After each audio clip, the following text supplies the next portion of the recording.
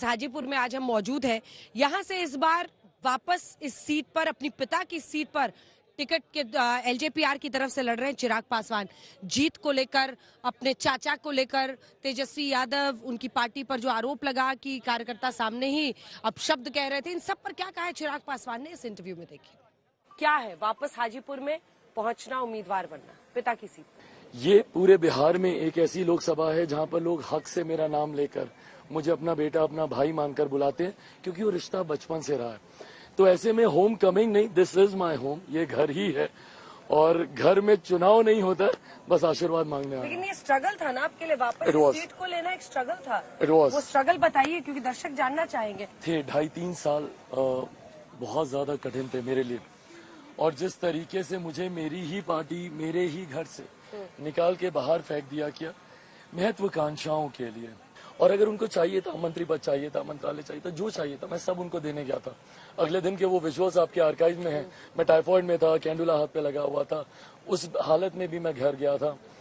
1.5 घंटे तक किसी ने दरवाजा नहीं खोला। जी, रामविलास जी से मेरा आखिरी इंटरव्यू याद है, जब उन्होंने ऑन कैमरा तो हल्के में कहा था, लेकिन ऑफ कैमरा मुझे कहा था कि नरेंद्र मोदी के साथ रिश्ता कराने वाला अगर कोई है तो वो चिराग पासवान है। इसका मोदी फैक्टर क्या है? थैंक गॉड आपने बोला साथ मिला, थैंक गॉड बोला मोदी फैक्टर है, क्योंकि अभी तक मुझे जब ये ताने पड़ते थे कि बड़ा अपने आप को हनुमान कहता था, क्या हुआ? क्योंकि उन 2-2.5 सालों में मैंने बहुत ये ताने सुने हैं कि बड़ा हनुमान कहता था, क्या हुआ? ये एक तरफा प्यार, एक तरफा समर्पण, कोई कभी समझ ही नहीं पाया मेरा रिश्ता मेरे प्रधानमंत्री से।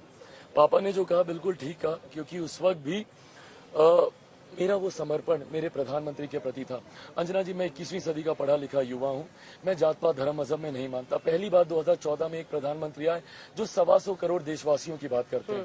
मैं भी आज जब बिहार फर्स्ट, बिहारी फर्स्ट की बात करता हूँ ना, मैं उन्हीं से ही सीख कर ये बात करता हूँ, जो कि उस वक्त भी मैं मेरे प्रधानमंत्री जी से प्रभावित था। और पापा को, because he was not ready to leave the alliance that he was in, UPA के साथ थे, and he didn't want to change that alliance. मुश्किल हुआ मुझे भी उनको कन्विंस करना, बट हाँ, वो सोच थी।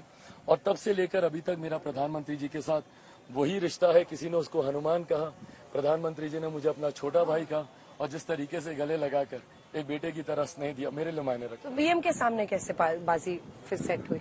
मेरे सबसे मुश्किल समय में जब पापा हॉस्पिटल में थे, तब तो दिन रात, मतलब imagine a prime minister giving you a call 2 times a day। दिन में 2 बार डायरेक्टली मेरे मोबाइल पे फोन करते थे, और कोई ये नहीं कि उनका कोई पीए या कोई अधिकारी फोन लगा के दे रहा हो, खुद वो फोन पर होते थे। मेरे लिए बहुत बड़ी बात थी, मेरे परिवार के लिए बहुत बड़ी बात थी। मेरा अगला सवाल ऑन अ लाइटर नोट है, इसको आप इमोशनली मत लीजिएगा।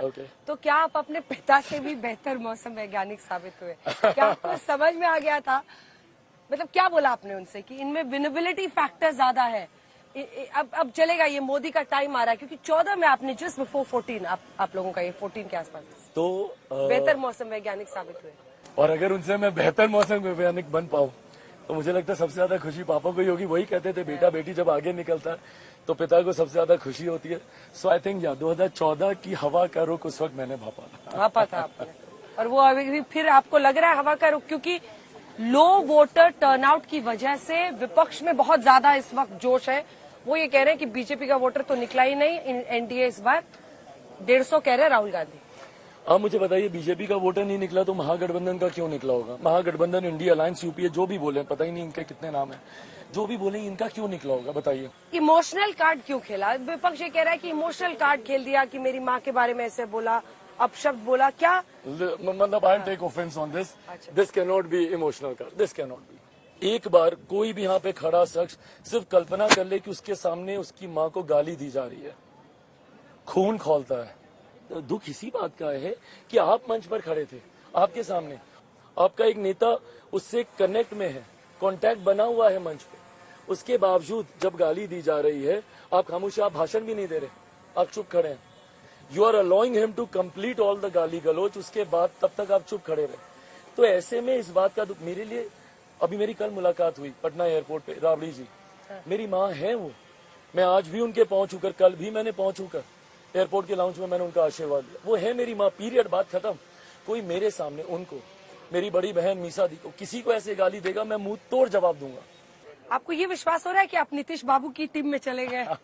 सो नाउ राष्ट्र हित में अंजना जी, मैं मानता हूँ, डिबेटेबल, बट मैं मानता हूँ मेरे प्रधानमंत्री का तीसरी बार प्रधानमंत्री बनना अनिवार्य है।